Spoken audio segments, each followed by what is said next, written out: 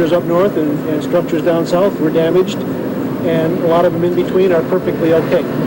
It just doesn't make sense the way the earth moves. And that's the engineering problem. We do everything we can to make them safe, but we can't beat Mother Nature. First of all, if you can just give us an update on your situation in Caltrans. Okay, basically what we're looking at is, we did suffer some damage on the system yesterday, specifically 6 different locations where we had severe damage. Of course, the major problems are the I-10 section of the Santa Monica Freeway west of downtown, the 514 interchange out in the San Fernando Valley, also another section just a little bit north of the 14 interchange, and then 2 locations along the 118 out in the San Fernando Valley. As you can see, it's a pretty tedious work. It's really nothing spectacular like maybe anybody thought. There's no dynamite or anything like that.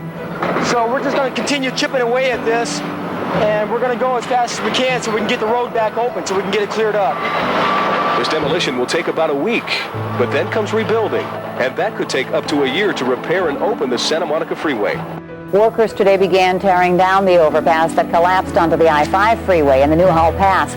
Crews say it will take 5 days just to clear all the damage, which is blocking LA's main route to Northern California.